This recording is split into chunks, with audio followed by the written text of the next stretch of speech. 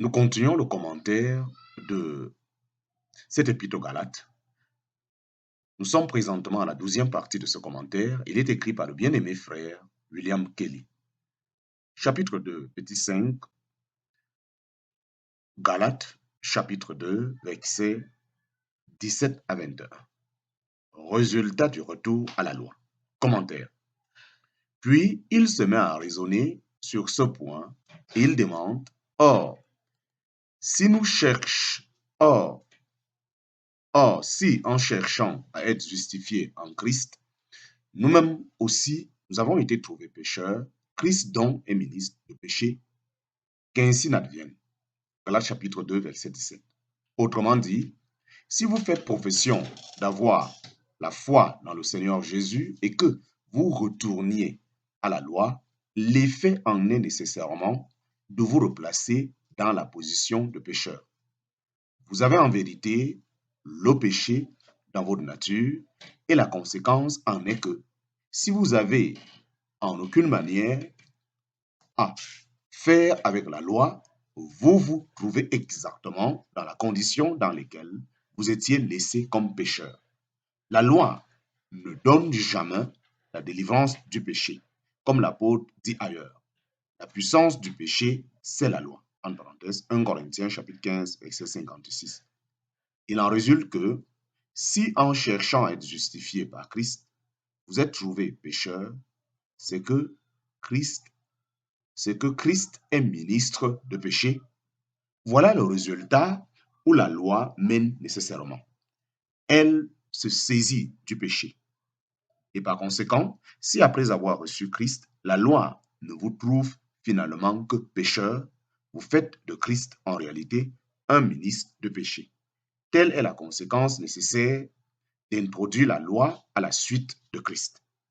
L'âme qui a affaire avec la loi ne réalise jamais sa délivrance du péché.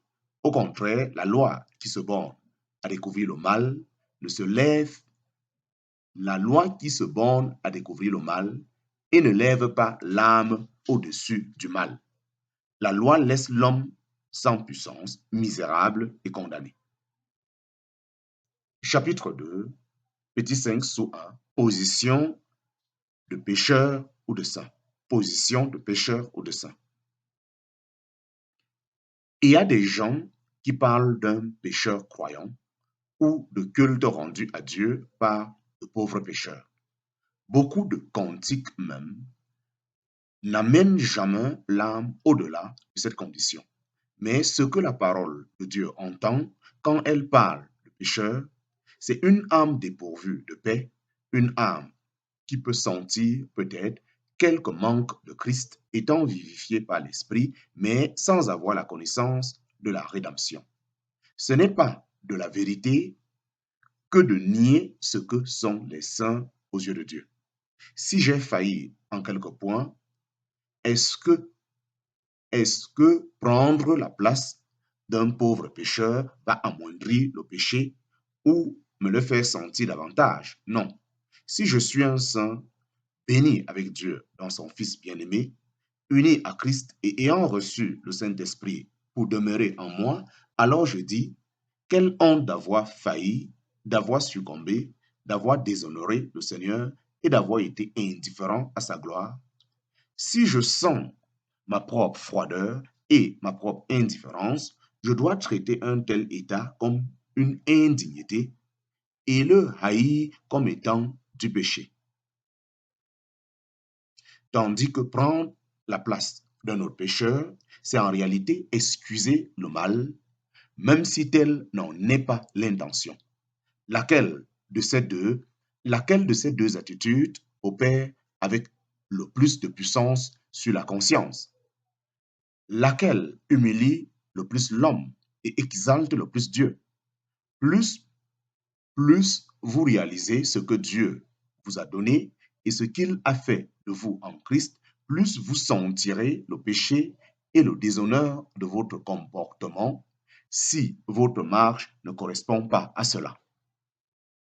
Si vous continuez à parler de vous-même simplement comme d'un pécheur, cela pourra apparaître comme de l'humilité à ceux qui sont superficiels, mais cela ne fait que devenir une sorte de palliatif, en parenthèse, faux remède ou cache-misère pour le mal qui est en vous. Le mal n'humilie jamais autant que quand Dieu le sonde chez son enfant par la foi. Chapitre 2, petit 5 sous 2, effet sur l'occulte. Effet sur l'occulte. Prenez un autre exemple tiré des formes de culte bâties sur ce principe. Il commence par citer le passage au sujet du méchant qui se détourne de sa méchanceté. Or, si tous les dimanches, vous recommencez votre vie comme chrétien et que vous ayez malgré tout besoin de l'absolution du prêtre, cela laisse le champ libre pour le cœur pour agir perfidement envers le Seigneur tout le reste de la semaine, sans parler de ce que c'est renier virtuellement l'efficace de son œuvre. C'est là une chose bien sérieuse.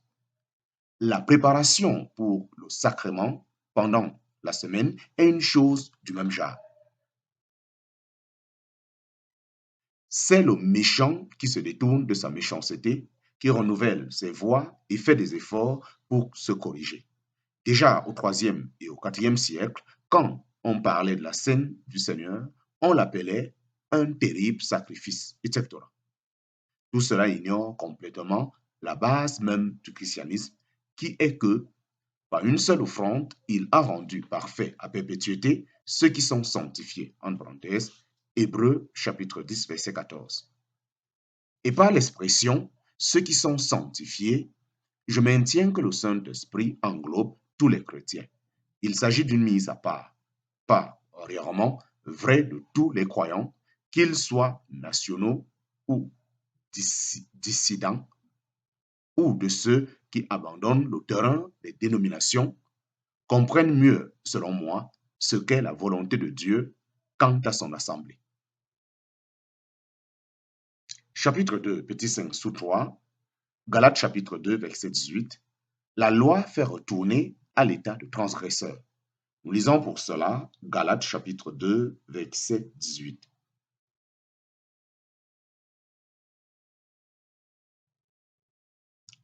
Galates chapitre 2, verset 18. Qu'ainsi n'advienne, car si c'est, qu'ainsi n'advienne, car si ces mêmes choses que j'ai renversées, je les réédifie, je me constitue transgresseur moi-même.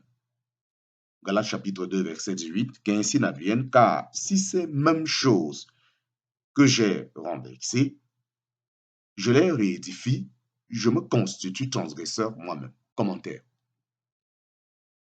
Ceci contribuera à montrer combien la question de la loi est sérieuse. Là où elle est maintenue, et tant qu'elle est maintenue, il n'y a point de délivrance de la condition de pécheur. Le culte chrétien est impossible dans de telles circonstances. Si c'était le cas, Christ deviendrait ministre de péché parce que cela supposerait qu'il me laisse sous la servitude du péché au lieu de m'en délivrer. Car si ces mêmes choses que j'ai renversées, je les réédifie, je me constitue transgresseur moi-même. En parenthèse, Galates chapitre 2, verset 18. C'est-à-dire qu'en allant à Christ, j'abandonne virtuellement la loi, et si malgré tout je retourne ensuite à la loi, alors je me constitue transgresseur moi-même.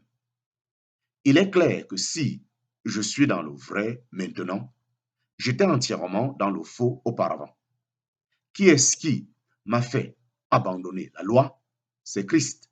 C'est pourquoi, si je retourne à la loi, l'évangile de Christ est le moyen de faire des gens des transgresseurs et non pas de les justifier.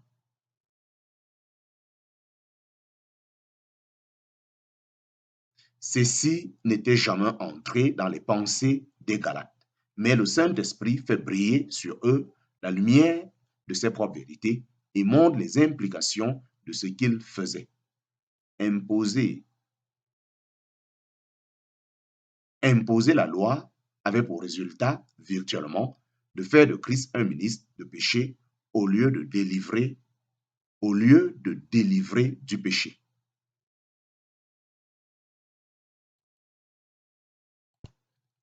Chapitre 2, petit 5 sous 4, Galates chapitre 2, versets 19 à 21. Mort avec Christ, la loi n'est pas annulée et s'est exercée dans la mort de Christ. Mort avec Christ, la loi n'est pas annulée et s'est exercée dans la mort de Christ. Pour cela, nous lisons Galates chapitre 2, versets 19 à 21. Car moi, par la loi, je suis mort à la loi afin que je vive à Dieu. Je suis crucifié avec Christ et je ne vis plus moi, mais Christ vit en moi. Et ce que je vis maintenant dans la chair, je le vis dans la foi au Fils de Dieu qui m'a aimé et qui s'est livré lui-même pour moi. Je n'annule pas la grâce de Dieu, car si la justice est par la loi, Jésus est donc mort pour rien. Commentaire. Mais il n'en est pas ainsi. Car moi, par la loi, je suis mort à la loi afin que je vive à Dieu. En parenthèse, Galates chapitre 2, verset 19. Il montre ici comment il se faisait qu'il était mort à la loi. C'était par le moyen de la loi. Ce n'était pas seulement une chose opérée en dehors de sa propre âme. Il avait éprouvé le problème intérieurement de la manière la plus complète. Il avait été sous la loi. Quand Dieu l'avait vivifié et que sa conscience avait été réveillée sous l'effet de la lumière divine, il avait réalisé ce à quoi il n'avait jamais songé auparavant, sa propre et complète impuissance. Car moi, par la loi, je suis mort à la loi. Il avait vraiment senti sa position comme pécheur, reconnaissant que la loi a le pouvoir de tuer, en parenthèse, Romains chapitre 7, verset 9, et non pas de faire vivre, en parenthèse, Galates chapitre 3, verset 21. Mais il s'agissait alors et maintenant de grâce et non de jugement qui est pour bientôt. Dès lors, dit l'apôtre, si je suis mort par la loi, je suis mort à la loi et je suis complètement hors de son atteinte. Je suis mort et n'ai plus besoin de mourir par elle. Je suis mort à la loi afin que je vive à Dieu. Je suis crucifié avec Christ et néanmoins je vis, mais je ne vis plus moi, mais Christ vit en moi. En parenthèse, Galates chapitre 2, verset 20. Ainsi, dans l'âme de l'apôtre, nous voyons la loi maintenue dans toute sa force et pourtant lui-même affranchi en Christ et en dehors de la loi en grâce. Nous avons la même chose en Christ et nous avons la même chose en Christ à la loi. En parenthèse, Romains chapitre 3, verset 31. Comment est-elle maintenue? La mort de Christ a été la confirmation divine la plus forte que la loi ait jamais eue. C'était la loi se saisissant de la caution en la faisant payer en totalité dans la personne de Christ, de sorte que l'autorité de la loi, comme la foi le sait, a été parfaitement maintenue en Christ. Elle a été payée pleinement et infiniment, plus encore dans la mort de Christ. Mais si vous appliquez ce passage de l'Écriture pour prouver que la loi doit être imposée aux chrétiens comme règle de vie, c'est de l'ignorance et c'est faux. La loi est la règle de mort, non pas de vie. L'expérience de Paul l'a prouvé. Moi, par la loi, je suis mort à la loi afin que je vive à Dieu. En parenthèse, Galates chapitre 2, verset 19.